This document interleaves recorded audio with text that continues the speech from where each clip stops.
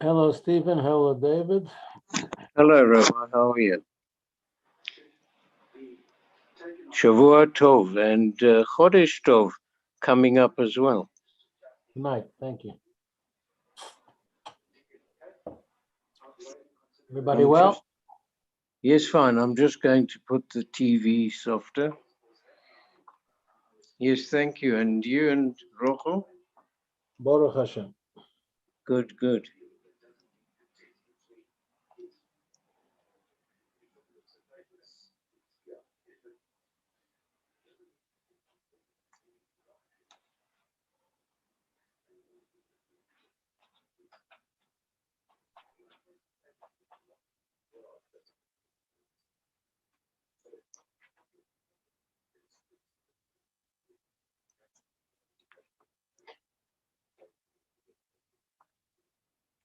Okay.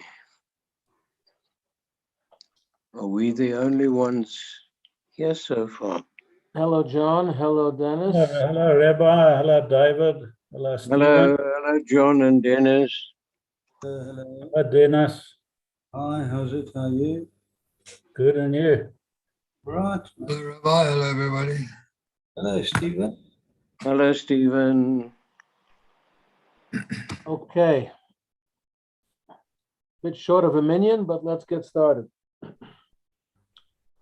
So you have already learned some of the laws of inadvertent sinning and the atonement that one requires and the offerings that one brings in such instances. Just to introduce it by saying that bringing a sacrifice was not a small matter. Just on a from a financial perspective, an animal was expensive. And in those days, even today, you ask your African friends how much a lobola costs. Obviously, it depends on the individual, but there's some people get a lot of cows for their lobola. And a cow is many thousands of rands. Yeah, I think so, 10,000. Is it? Well, I suppose it depends on the quality, but yeah, like everything else. But it's so in those days, giving an animal to be offered on the altar as atonement was like writing a big check. So that should not be discounted. It's not just, oh, you bring an offering and all is forgiven. You're actually giving of yourself, of your hard-earned blood, sweat, and tears.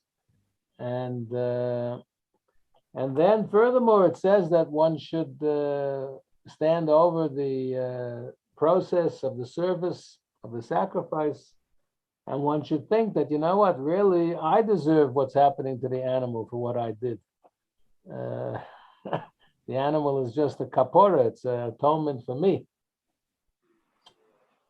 The animal is designated for eating anyway, so it's not as if the animal is being killed in vain. The animal would have been shechted for consumption, for human consumption, if not today, then next week. And And in fact, in the vast majority of sacrifices, the meat was eaten by the Kohen and his family and household, and by the donor and his family.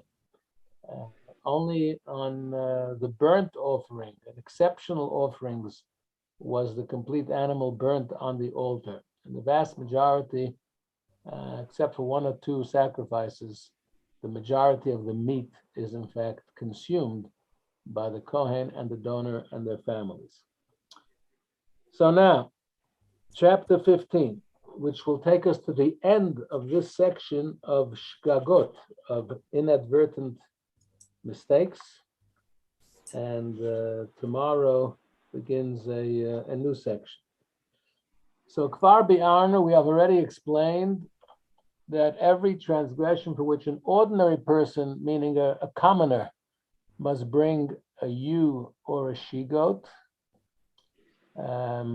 which is a lamb or a goat, as a fixed sin offering. A nosi, meaning like a king, who violates it inadvertently, must bring a he-goat. So the king had a special law unto himself. He's not above the law. He too has to bring atonement offerings, whether it's the king or the high priest or the head of the Sanhedrin, the Jewish Supreme Court. Nobody's above the law in Judaism. And they could get lashes for willful sins, or they would have to bring offerings for inadvertent sins. But the king has a different type of animal than the ordinary person. If an anointed priest violates an aversion, he must bring a bull. So the average person, a she-goat or a lamb, a ewe. The king, a he-goat. The anointed Kohen, a bull. Now, what is an anointed Kohen? Did you learn that? You know what an anointed Kohen is?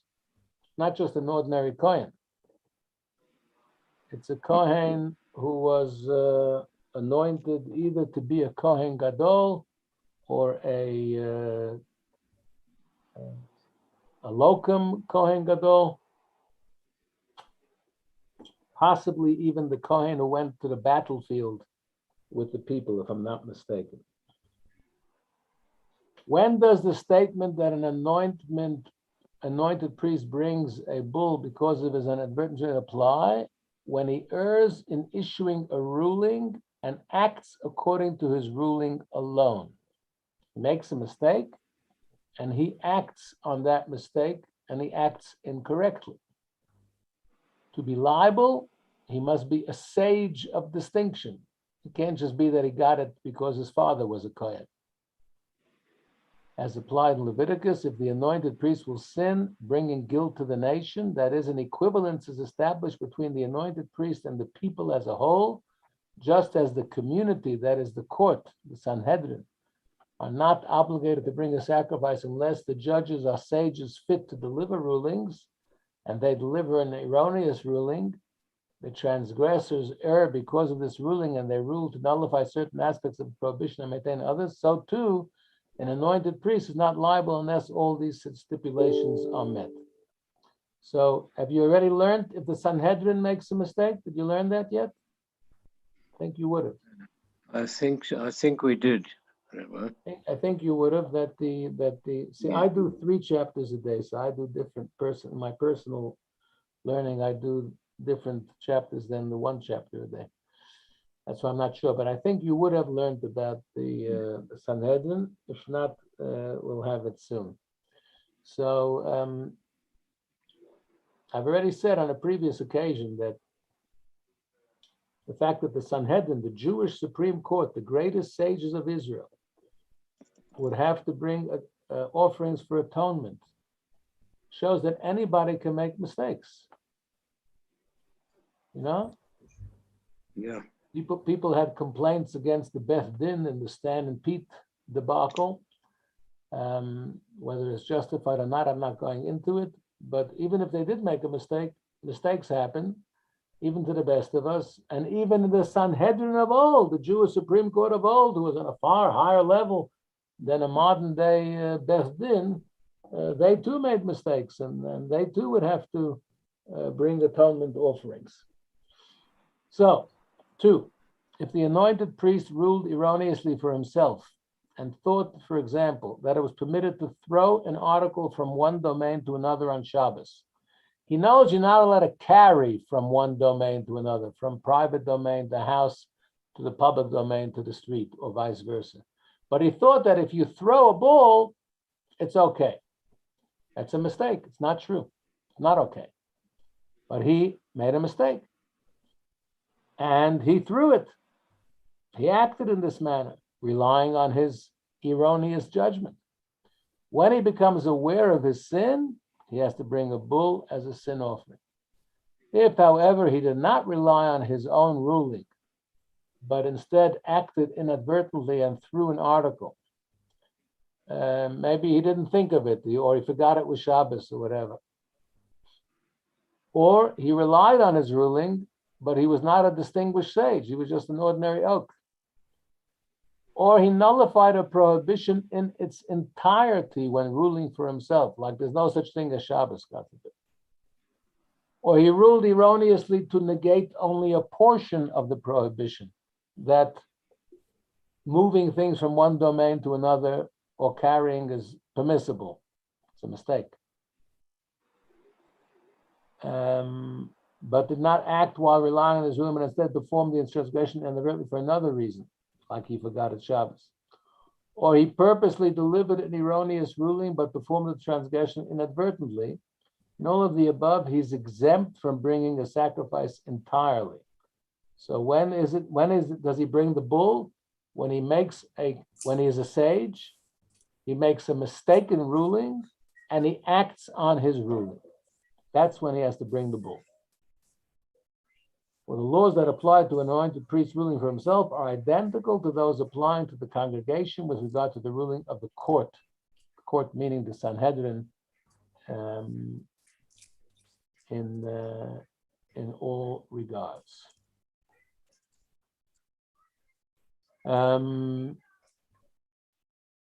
If he delivered a ruling for himself and then forgot the rationale motivating the ruling, and at the time he acted, he said, I'm acting on the basis of my previous ruling, then he has to bring a bull as a sin offering.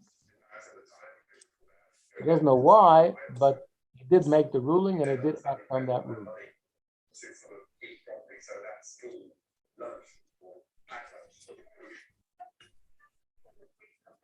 3, if he delivered a ruling for himself to nullify,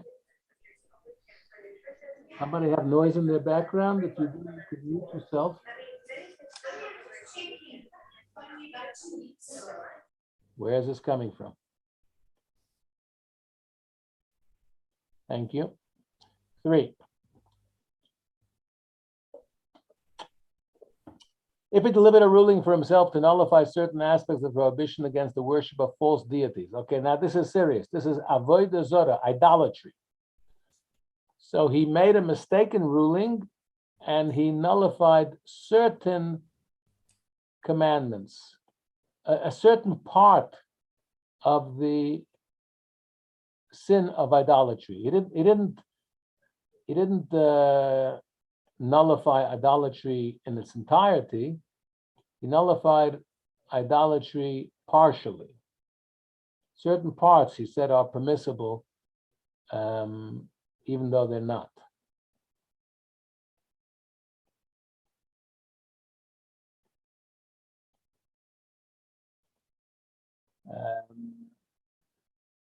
So what happens? And he acted according to his ruling. He brings a she-goat, as does an ordinary person, provided he earned his ruling, as we explained. For the anointed priest is not obligated to bring a sacrifice unless he has a lapse of awareness while delivering a ruling and then acts inadvertently, as is the law with regard to the community as a whole, who follow the court.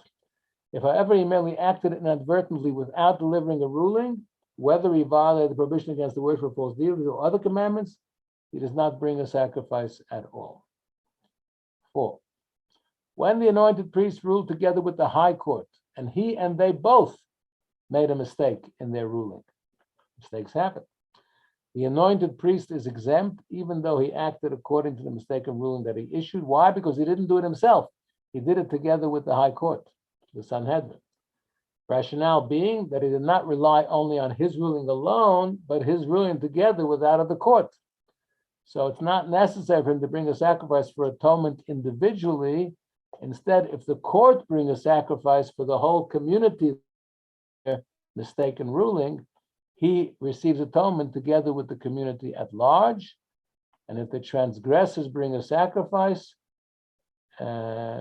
he does not bring a sacrifice because he did not bring a sacrifice. He does not bring a sacrifice individually. So when the court, did you learn this? That when the Sanhedrin make an erroneous ruling and the community, majority of the community act and sin because of a mistaken ruling by the high Jewish Supreme Court, then the Jewish Supreme Court have to bring a special bull offering on behalf of the community. Not every individual has to bring it. I think you might have learned that already. Number 5, if he together with the court ruled erroneously concerning forbidden blood, and he ruled concerning forbidden fats, he does not receive atonement together with the community. Instead, he brings a bull on his own accord, because prohibition is one, and the fat prohibition is another. We discussed this, I think it was last week. I told you about the kosher butcher has to remove the forbidden fats. Even the forequarter has certain forbidden fats. And the reason we don't eat the hindquarters is it has many more forbidden fats, which are hard to get out. But even the forequarter you have to do nikur in Hebrew, or trebering in Yiddish, or just removing the fats. The mashgiach does that in the butchery for us. 6, when an anointed priest is in doubt of whether or not he committed this type of advertent transgression, he ruled in error and acted accordingly. So it's not inadvertent, it's advertent, but it's based on a mistaken ruling. So he does not bring a provisional guilt offering. Like we said earlier, last week we learned this. If you're not sure if you sinned, you bring a Osham Tole, provisional guilt offering, in case you may have sinned. You're not sure if you ate the kosher fat or the forbidden fat. Remember, we learned that last Monday. So here, he made a ruling in error and ate it knowingly. He doesn't bring a provisional guilt offering, for he's comparable to the community at large, who did not bring a provisional. When by contrast, a Nossi, a king, is in doubt whether he transgressed or did not transgress, he should bring a provisional guilt offering like other ordinary people, because his obligation for an inadvertent transgression is not dependent on his ruling. So the king does not usually make rulings. Kohen Gadol could be a sage who makes rulings, like the court. What is the connotation of the term Nasi? Nasi literally means a leader or a president. The president of the congregation or organization in Israel is called the Nasi. President Isaac Herzog of Israel is the Nasi. Naftali Bennett is Rosh Memshalah. He's the head of the government. He's the prime minister. But Herzog is the Nasi. He's the president. So he says here, who does the Torah mean when it uses the term Nasi, a leader or president? It means the king. A king who is not under the jurisdiction of any other man in Israel, meaning he's the numero uno. He answers to nobody. Everybody answers to him. There's no one superior to him in his sovereignty except Hashem. This applies whether he is of the Davidic dynasty or of other tribes. Remember, there were a split in the Jewish community in history. There were the tribes of Judah and Benjamin, who were the Davidic dynasty, and the other 10 tribes, who eventually became the lost tribes. So, and there were Davidic kings and their dynasty, and then there was the kings of Israel. Moshiach has to be Ben David from the Davidic dynasty. But we recognize the status of even the kings of Israel, and he would too be called a Nasi. If there were several kings, if the Davidic and the Israel both had their own kings, and one is not subject to the other, they didn't recognize each other, they were fighting about it, then each one should bring a goat for his own inadvertent transgression. What is meant by the term Kohen Moshiach? The word Moshiach means the anointed one. It does not mean the Redeemer. Literally, the word Mashiach means the anointed one. So here we have Kohen Mashiach. See here on the right, Kohen Mashiach, an anointed priest. What do you mean by anointed priest? This refers to a high priest who was anointed with the oil of atonement, not one who was installed in his office through wearing the priestly garment. So I was wrong before when I took a flyer. Kohen Mashiach is only a Kohen Gadol who was anointed with the special anointing oil from the days of Moses. Now that lasted until the end of the first temple era. Towards the end of the first temple, the king at the time hid the ark in a maze-like tunnels deep under the temple in Jerusalem. And the Rambam writes elsewhere that at the end of the first temple era, King Josiah ordered the holy ark to be entombed in maze-like vaults beneath the temple, and the anointment oil was entombed together with it. From that time onward, including the whole second temple period, the Kohen Gadol was not anointed with the anointing oil. He was only distinguished that he had the 8 garments, including the breastplate and the golden headband, which an ordinary Kohen had only 4 garments, and Kohen Gadol would wear 8 garments, including the very elaborate sacred vestments of the Kohen Gadol. But Kohen Mashiach refers to anointed priest from the first temple era who was anointed with that original oil.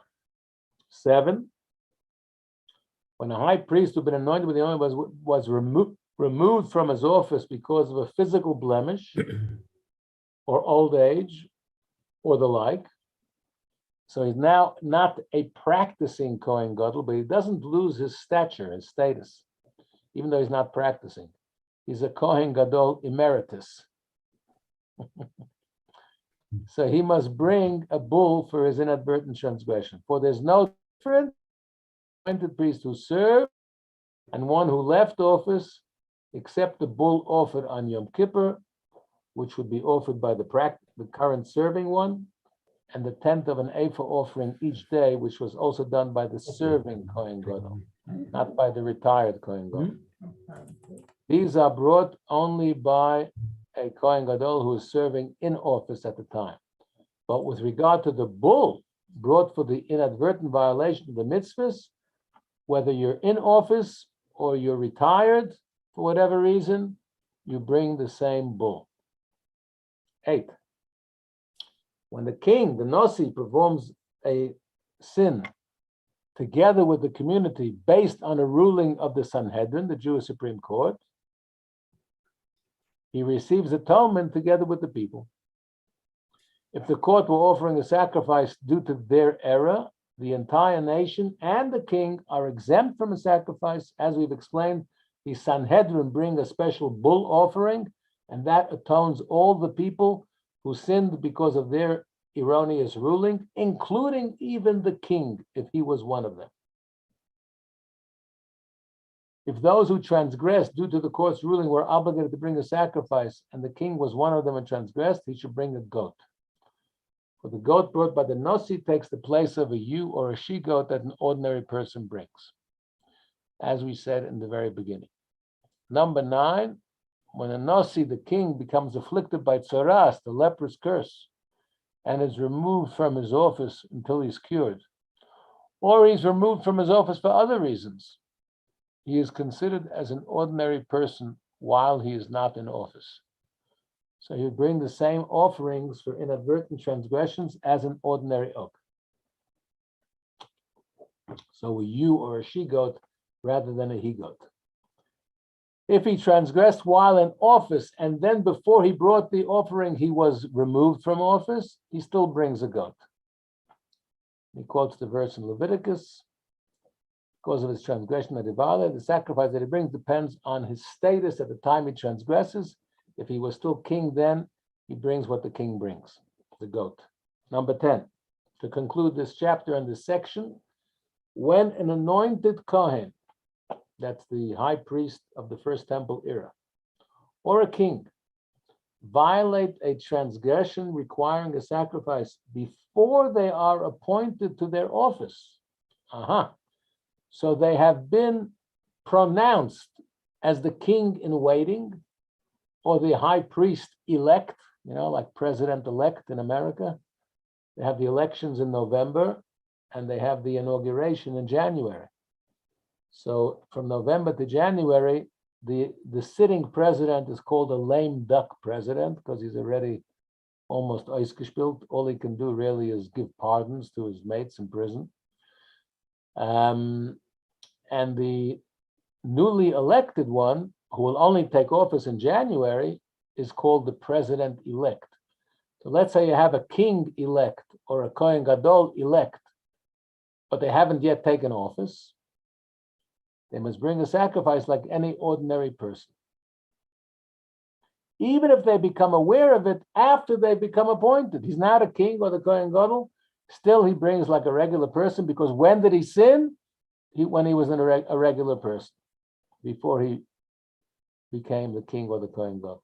Again, from Leviticus, when a Nasi transgresses, if the anointed priest will transgress, these sacrifices are required only when he transgresses while he is a Nasi, a king, or while he's an anointed Kohen Gadol. Accordingly, if a priest ate a piece of fat concerning which there was a question whether it was forbidden or not, and he became aware of this question only after he became the Kohen Gadol, he must bring a provisional guilt offering like an ordinary person. If one ate half an olive-sized portion of forbidden fat, you only get punished if you eat an olive size. He only ate half an olive. So what's the din?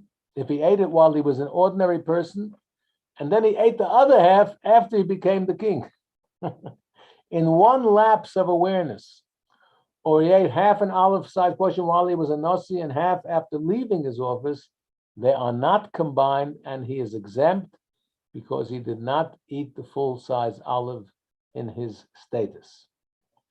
And to conclude, if one ate half an olive-sized portion when he was an ordinary person, then he was appointed the king, and then he was removed from office. Now there's an unresolved doubt if the 2 times he ate are combined to make him liable, or his service as a Nasi creates a distinction between the two. So he ate half an olive before he became king, then he became the king, then he was removed from office and ate another half of olive. Does the half olive he ate before he became king count together with the half olive he ate after he was king to make one whole olive? That's a good question, and the Rambam does not resolve it. It's an unresolved doubt. We live in suspense until Elijah the prophet will come to herald Mashiach, and he'll solve all these resolved doubts. Blessed be the merciful one who offers assistance and helped us finish the section of inadvertent mistakes. Let's have a quick quiz. True or false, when the court issues an erroneous ruling and an anointed priest follows the ruling, is obligated to bring a bull as a sacrifice? Does he bring his own bull, or is he covered by the court? So is this true or false? What do you say? True. I think it's true. I think No, it's it's false. false. No. No. It's only if he does it on his own ruling.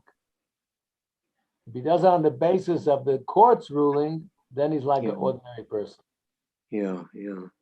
2, if an anointed priest who is not a distinguished sage erroneously ruled for himself that he may perform a certain forbidden act, what sacrifice should he bring if he acts upon his ruling? Ordinary sin offering, bull, or no sacrifice? So he was not, the key here, the difference here is he was not a distinguished sage. We spoke about this. Ordinary sin offering. What do you Yeah, number one. Three. Okay. say? Any sacrifice because he's not a sage. So his ruling is meaningless. 3, if the Kohen Gadol joined with the high court to issue and he is what does he bring? So basically, does he go along with the people, or does he bring his own bull, or does he bring nothing? The bull. Brings nothing. The bull is a sin offering. Well Yeah. done. Why doesn't he bring anything? Because he's covered by the offering, by the bull brought by the Sanhedrin, which covers the community and him. Finally, does a retired Kohen Gadol bring a bull for an inadvertent transgression?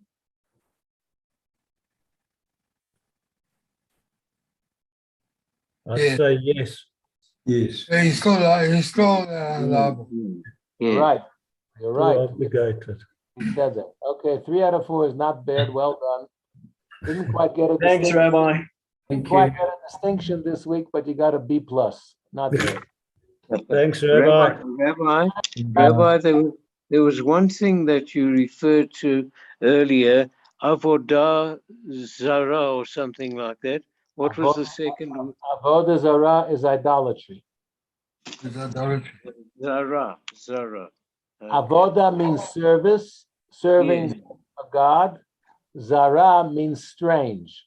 So literally, it would mean serving a strange god, Sounds good. Okay, otherwise known as idolatry. thank you. Yeah.